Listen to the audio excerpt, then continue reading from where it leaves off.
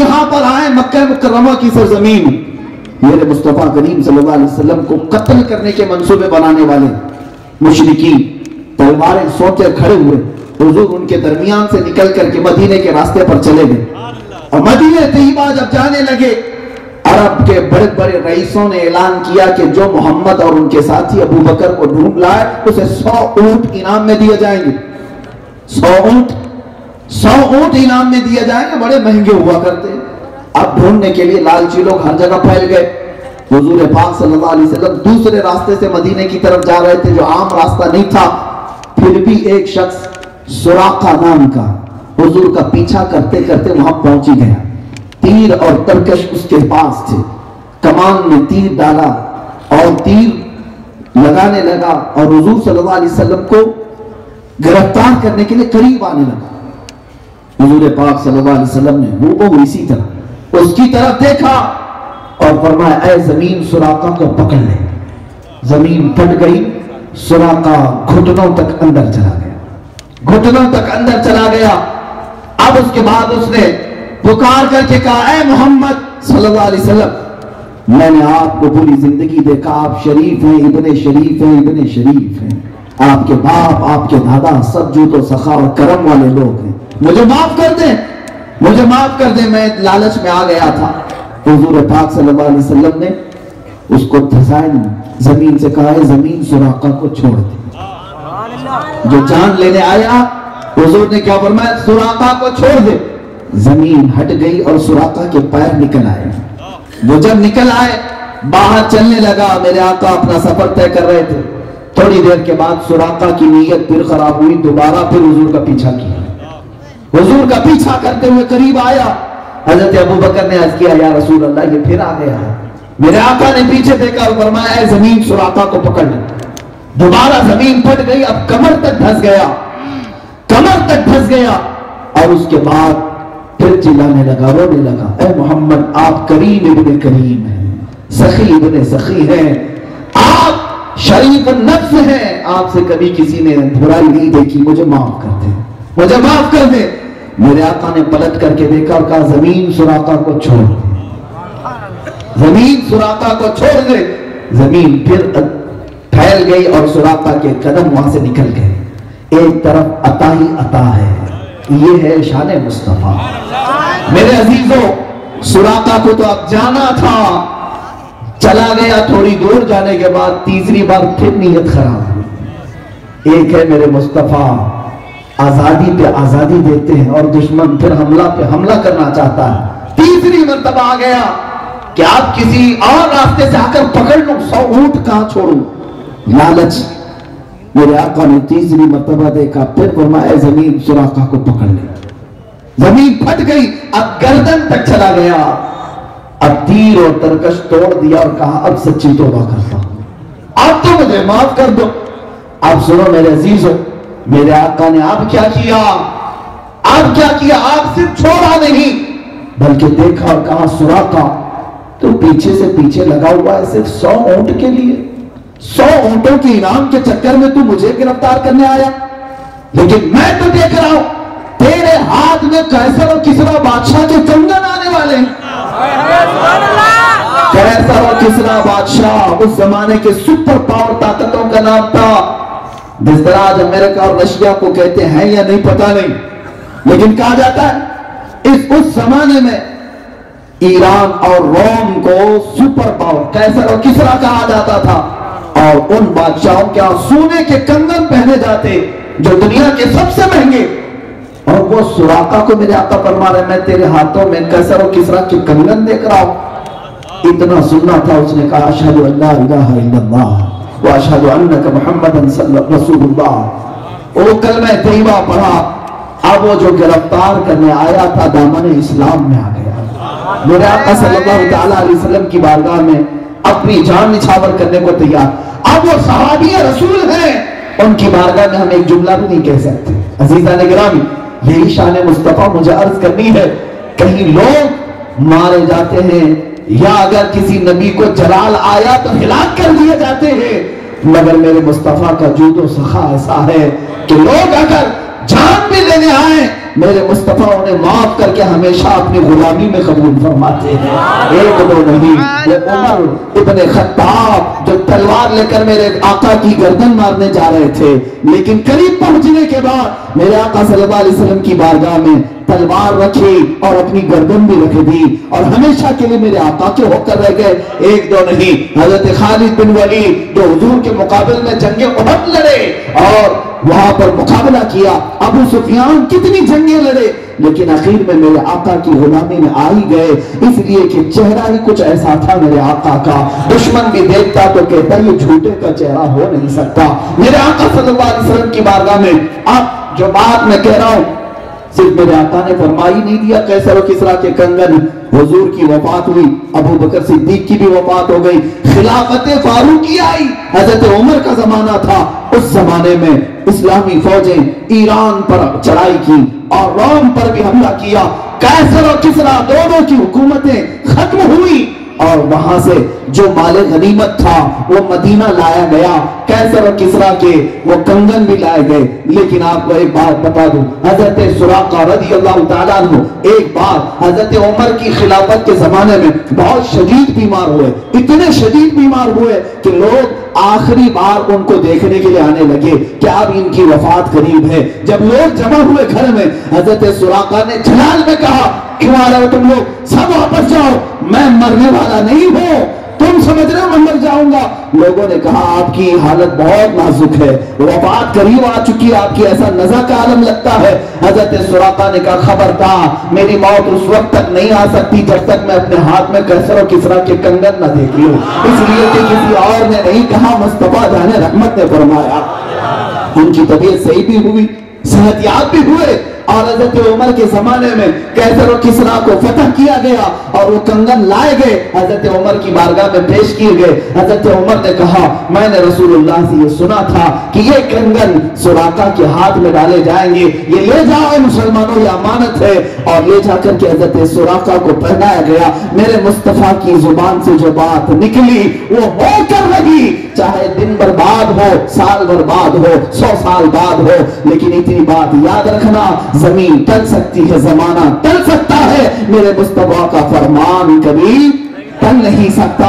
حضرت سراقہ کو کنگن ملنے کے بعد پھر ان کی وفات بھی ہوئی۔ عزیزان گرامی وفات، میں گفتگو طویل نہ کرتے ہوئے اپنی گفتگو کو سمیٹتا ہوں۔ شان مصطفیٰ صلی اللہ تعالیٰ علیہ وسلم یہ ہے کہ ان کا خدا خود بیان کرے، اور میرے آقا صلی اللہ تعالیٰ علیہ وسلم کی دنیا میں شان یہ تھی، لوگوں نے حاتم طائی کی سخاوت بیان کی۔ حاتم طائی کے کئی دروازے تھے، جس دروازے سے آدمی جاتا اسے حاتم طائی دے دیتا تھا، نوازتا تھا، لیکن لوگوں نے کہا رسول پاک کی بارگاہ میں جب کبھی کوئی آتا تو ایک ہی دروازہ تھا۔ لوگوں نے یہ کہا ادھر ایک دروازہ اور حاتم طائی کے 7 دروازے۔ کسی عاشق نے کیا خوب جواب دیا، ایسا کیسا ہو سکتا ہے کہ محمد صلی اللہ علیہ وسلم بڑے سخی ہیں، حاتم طائی سے بڑے سخی ہیں، اس کے تو 7 دروازے تھے، ان کا تو ایک دروازہ تھا۔ عاشق رسول نے کہا میاں حاتم طائی کے 7 دروازے اس لیے تھے کہ ایک دروازے سے پیٹ نہیں بھرتا سائل کا، دوسرے دروازے پر جاتا، دوسرے میں پیٹ نہیں بھرتا،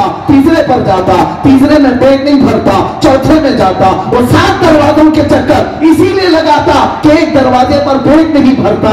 میرے مصطفیٰ کا ایک ہی دروازہ ایسا ہے، اتنا دیا جاتا ہے کہ اب سائل کے بعد دامن بھی تنگ ہوتا ہے۔ میرے کریم سے قطرہ کسی نے مانگا، دریا بہا دیے ہیں، دربے بہا دیے ہیں۔ اس میں ایک بات میں عرض کر دوں، بڑی لگتی ہوئی بات ہے، میلاد قریب آ رہا ہے، ہم سب کے لیے علاج بھی ہے، دوا بھی ہے۔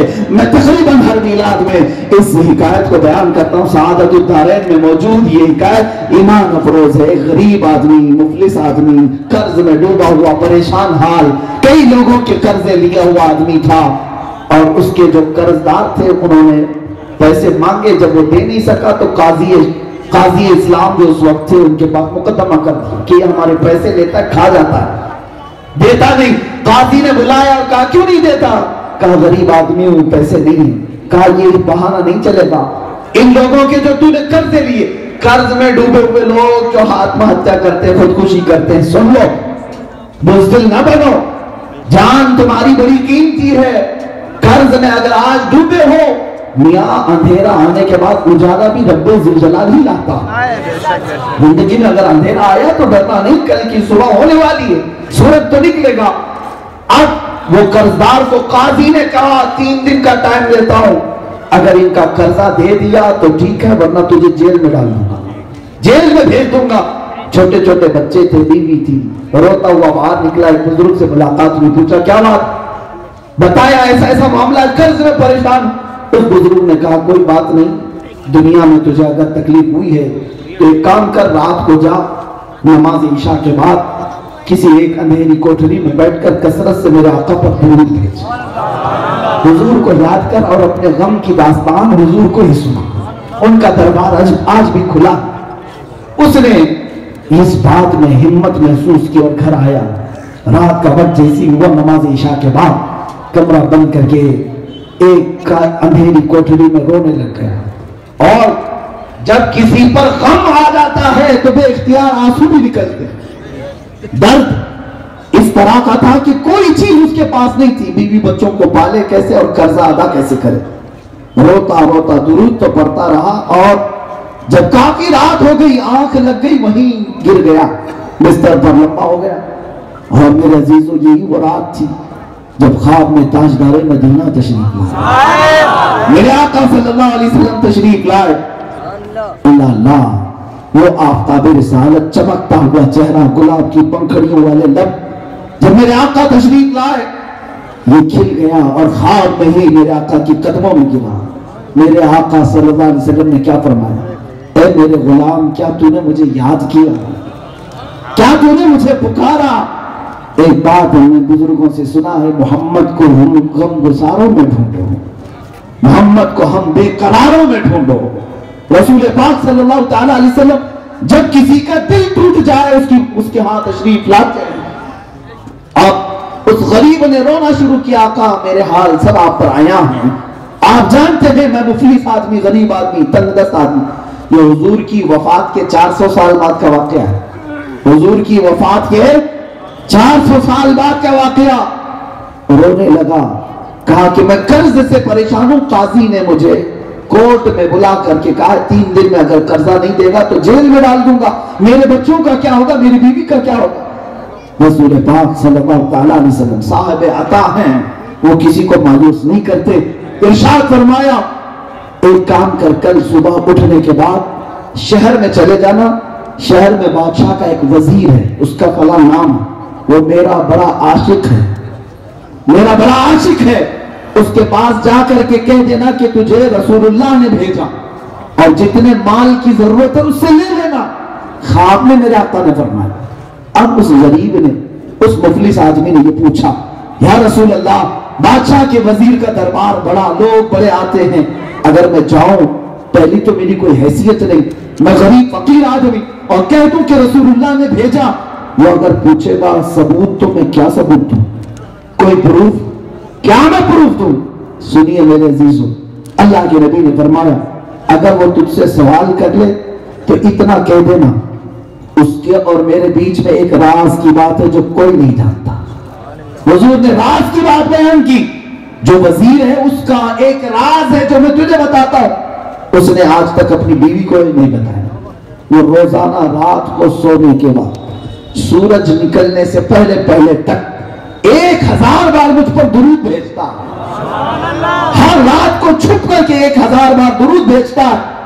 لیکن اس کے پاس جانا تو یہ کہنا کہ اے وزیر, کل کی رات تو نے درود پڑھنا بھول گیا اور سو گیا غفلت میں, کل کی رات تو نے درود نہیں پڑھا, جا کر کے اتنی بات کہہ دے. میرے آقا نے فرمایا اب یہ غریب آدمی وزیر کے دربار میں آیا, اور آنے کے بعد کہا کہ میں آپ سے اپنی حاجت لے کر کے آیا ہوں, مجھے رسول اللہ نے بھیجا ہے. وزیر نے کہا کہ میاں آج لوگ بڑی بات کرنے لگے, مانگنا بھی ہے تو صحیح سے نہیں مانگتے, ایسی بات کرتے, حضور نے بھیجا, کیسے تو کہتا ہے. اس فقیر نے کہا, بڑے اس کو یقین تھا, اس نے کہا ہاں مجھے نبی کرم صلی اللہ علیہ وسلم نے یہ بھی بتایا, روزانہ سورج نکلنے سے پہلے پہلے تو 1000 بار درود پڑھتا ہے, اور کل کی رات بھول گیا اور غفلت میں سو گیا. اتنا سنتے ہی وہ اپنی کرسی سے اچھل آیا اور کہا یہ بات میں نے اپنی بیوی کو تک نہیں بتائی किसी को नहीं मालूम। और अगर तू जानता है तो आज तो मैं कामयाब हो गया, आज तो मैं कामयाब हो गया।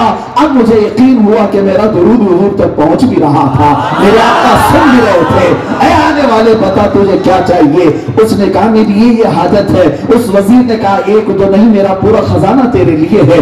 आज तूने जो बशारत लाई है, आज जो खुशखबरी लाई है, वो मेरी जिंदगी की मेराज है। जिस मुस्तफा के लिए मैं रात रात भर बैठ करके दुरूद पढ़ता था, एक गरीब ने मेरे मुस्तफा की बशारत मेरे घर तक लाई है। अजीजा ने गिरामी वक़ार, वो खुश होकर बहुत सारे माल से उसे नवाजा। सुनो, अभी वाक़या खत्म नहीं हुआ, असल बात तो यहाँ शुरू होती है। अब वो लेकर के आया, 2 दिन भी नहीं गुजरे थे, काजी इस्लाम के पास आया और काजी साहब से कहा उन कर्जदारों को बुलाओ जो मुझे बार बार कर्ज का तकाजा करते, माल का तकाजा करते हैं। उन्हें बुलाया गया। काजी इस्लाम अदालत की कुर्सी पर बैठे और उसके बाद इस मुफलिस और गरीब ने कहा आज जिसका जितना कर्ज है सब देने को तैयार, माल भी मेरे पास है, पैसा मेरे पास है, सब दे दूंगा। काजी ने इसकी बात देखी और सुनी तो कहा बैठ जा कुर्सी पर थोड़ी देर के लिए। थोड़ी देर बिठाने के बाद अब काजी जो मुकदमे में शुरू में 3 दिन पहले जेल की धमकी दिया था, अब कहता है ऐ मुफलिस गरीब आदमी, आज की अदालत में फैसला बदल गया है, तेरा कर्ज मैं अपनी जेब से अदा करूंगा, तेरा कर्ज मैं अपनी जेब से अदा करूंगा। वो खड़ा हो गया, पूछा 3 दिन पहले तो तुम मुझे जेल में डालने की धमकी दे रहे थे और आज अपना कर्जा, मेरा कर्जा तुम अपनी जेब से देना चाहते हो? यही बात 3 दिन पहले भी कर सकते थे। काजी इस्लाम खड़े होकर के कहते हैं दर हकीकत 3 दिन पहले मैं तुझे जानता पहचानता नहीं था।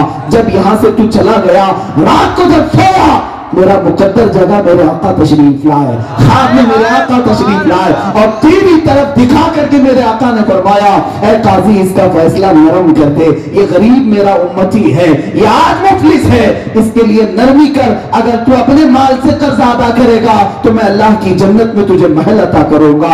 ऐ गरीब, ऐ मुफलिस, मैं ये सौदा तेरे हाथ नहीं बेचना चाहता, मैं तेरा कर्ज खुद अपने हाथों से अदा करूंगा। अब काजी इस्लाम बताओ, किसी कोर्ट का जज खड़ा होकर के किसी मुजरिम की तरफ से सफाई दे रहा हो और अपना कर्जा भी दे रहा हो, ऐसा सुनने को नहीं मिलता।